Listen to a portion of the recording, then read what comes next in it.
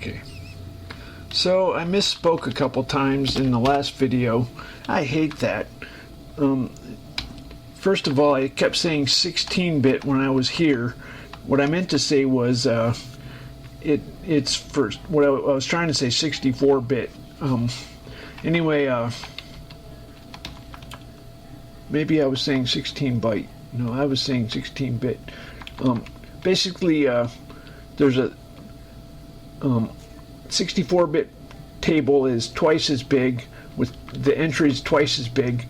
And what I did is I used the same table for 32 and 64 by just leaving blank entries every other entry in the 32. So the 32 has 0 entries every other entries, but when it's switched to 64, those are part of the entry. Anyway, you know what I mean. So yeah, I hate that. Demons sometimes that made me screw this up right when I was here. I said fixed. That's the opposite word I should have said. Basically, there's a DS and a CS for pointing to the address this module is loaded. 7C. DS and CS are set to 7C00. Maybe 1. Anyway, that's so that the offsets of the global variables are correct in this module. Then they get patched. But anyway, you know, it's nice when you're possessed by a spirit and it makes you more intelligent. It sucks when a demon makes a mockery of you. That happens. It's part of this realm. This realm, it's happened horribly. You feel violated. You know, you fucking made me. You humiliated me. Anyway, that happens. God said it was a demon. It wasn't him. I'm not sure. I guess so. Anyway, I guess you have to take the good with the bad. If you get super smart, and sometimes you have to get. Sometimes God just does it. I'm telling you. I'm just forewarning you. Just forewarning you. It happens. He will, and you'll feel like he cut your heart out or something. I don't know. Just feel numb. Anyway, so the boot sector. What I was trying to get at is in 64-bit mode, these are 0, and I don't think the limits don't matter either.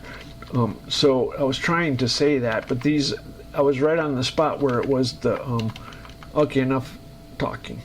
This is not 0. It's the boot sector CS and DS. Okay, enough of that. I want to talk about my assembler. So my assembler is I try for minimum lines of code. There's only a little bit of 16-bit code that it has to handle. It has to handle the boot sectors. These are 16-bit. And it has to handle the startup when it's changing to 64-bit. So it's only there is absolutely no need for any other 16-bit code. No need for any other 16-bit code. So you know what I did? I cut corners. I did not do segmentation. You have to hand code a segment jump. I also cut corners because there's a modder SIB table, and I only used the 32-bit, not the 64-bit. In 16-bit mode, I use 32-bit addressing, so I use the 67 prefix. So my 16-bit code is using 32-bit addressing modes. It doesn't matter. You only need a couple. It's not worth making the assembler big. What are you doing, Dave? What are you doing 16-bit code? You're making another operating system, aren't you? Anyway, so I wanted to talk about how my assembler works. First of all, it initializes. First, let's talk about lexing. The lexical analyzer is a function. It says, let's say we're starting right here, where my cursor is. It says, okay, there's a keyword if, there's a that's what it returns. Then it says there's a parenthesis, there's a identifier LX, there's an operator dereference minus greater, there's or arrow, I don't know what you call it. There's a identifier token, there's an operator equal. So that's what the Lex does, is it starts doing some of that work. And the Lex also strips out comments, and it puts together strings, and it figures out constants and integers. Anyway, so to do the assembler, I already had the Lex and the expression evaluator from my compiler, and so to do my assembler, I mashed everything together in Get Fusion. My assembler is based on the C compiler that I wrote. So it uses C expressions, and anyway, so when it initializes, it loads this opcode table. It loads. I had to hand type all these, and I skipped. I didn't do some. I did shortcuts because you don't need certain instructions, and I wanted my assembler simple and stuff. It wasn't worth it. So there's an interesting thing to note here. Take the move instruction. You have special cases for AX. Then you have there's sometimes you get 3 or 4 instructions that are valid. What you have to do is find the shortest. So in my assembler, I have a mask for argument type. So there's these are addressing modes: relative 30, relative 8, relative 16, relative 32, immediate, unsigned, signed, register, memory with offset. I don't do those offsets. I told you it's not worth it. There's only a little bit of 16-bit code I have to worry about. There's no other way you can. There's not. Users are not supposed to be running 16-bit code. There's just no reason for it. Anyway, so these are bit masks. Remember it's 64-bit, so it's really nice having 64 bits when it's just perfect. Anyway, so it uses process of elimination. First, it says, okay, is it a 64-bit instruction? Okay, set the mask. Is it a 32-bit? Set the mask.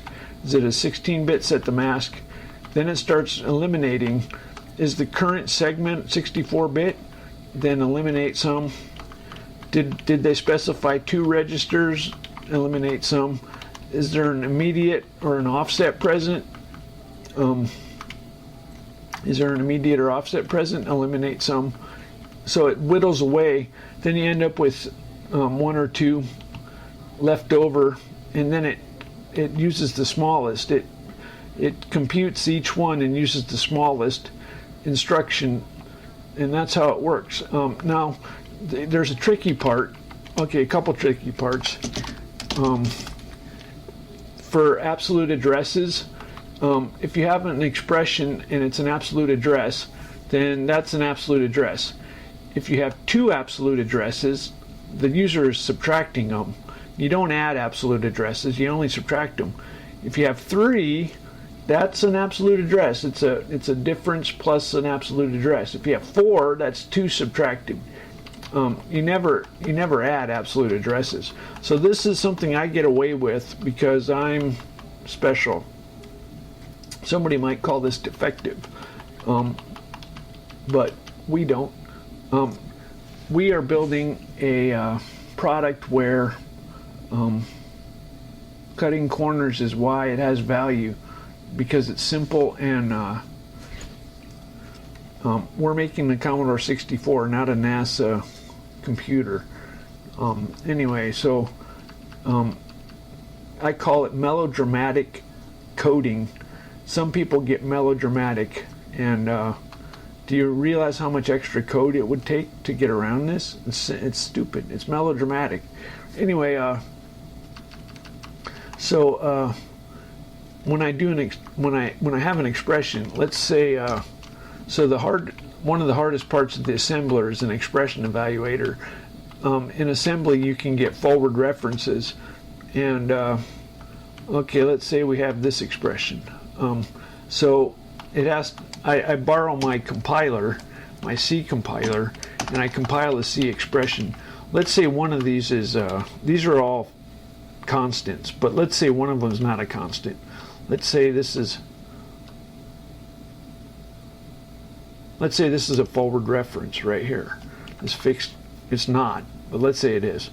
Then you would say, what I do is I make an entry in my symbol table, and I say, okay, I make a hash entry, and then I make a spot for what its value is going to be. Then in my expression, I say, let's say this is at 1,000, and this is at 1,008. Then what I say is take star 1,008 plus constant times 8. So I make a little, I convert it, I actually compile it to an expression.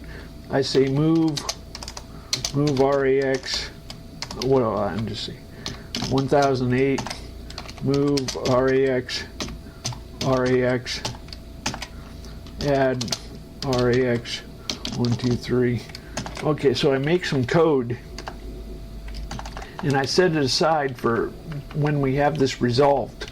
So at the end, I check and I say, okay, have all the expressions been resolved? And the answer is yes. And so then I call this code and it executes that and it resolves that value. And that's how we get the value that we propagate back to where it was used. If it's an import, let's say it's not resolved, we probably want to import it. So that's how it works.